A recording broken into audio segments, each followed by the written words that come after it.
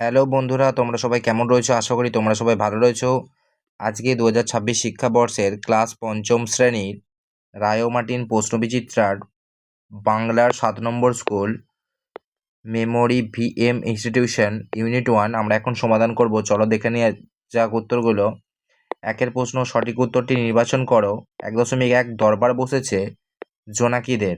1.2 এই থলেতে বন্দিনী পদ্মিনী। 1.3 ওয়েসিস কথাটির অর্থ হচ্ছে মরুদ্যান। 1.4 পাথরের বাড়িতে ঘর আছে 30টা।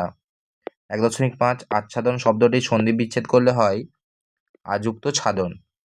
1.6 উচ্ছন্ন শব্দটি সন্ধি বিচ্ছেদ করলে হয় উযুক্ত ছন্ন। 1.7 রাস্তার মাঝে দাঁড়িয়ে ঘুড়ি ওড়ানো দেখছো তুমি। নিম্নরেখ পদটি হলো ওড়ানো, এখানে ক্রিয়া হবে। 1.8 অব্যয় পদের একটি উদাহরণ হলো তবে। 2 দাগের অতি সংক্ষিপ্ত উত্তর দাও। 2.1 খাবো না তো আমি কথাটি কে বলেছে?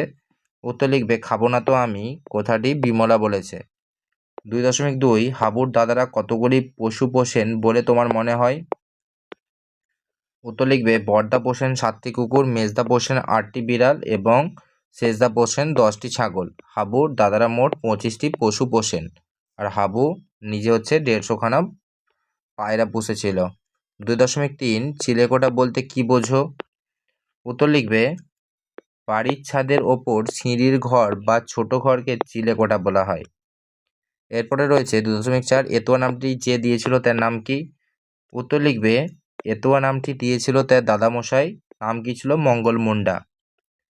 এরপরে রয়েছে 3 দাগের নিচের প্রশ্নগুলির সংক্ষেপে উত্তর দাও।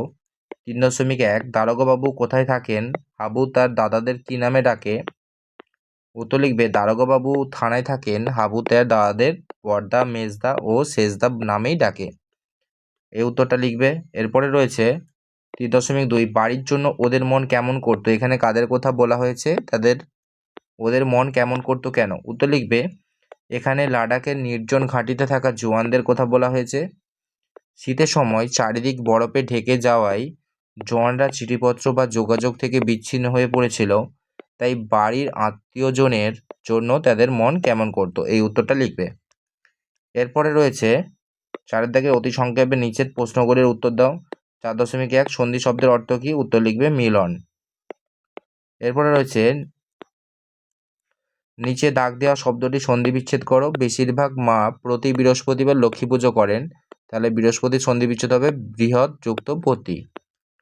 এর পরের প্রশ্ন, শব্দ কাকে বলে?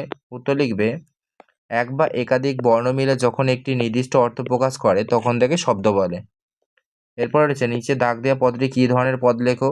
2025 সালের 9 মার্চ দুবাইতে আইসিসি চ্যাম্পিয়ন্স ট্রফি ফাইনাল খেলে ভারত নিউজিল্যান্ডকে 4 উইকেটে পরাজিত করেছে, তাহলে এখানে ভারত হচ্ছে কী হবে? বিশেষ্য পদ বা নাম পদ।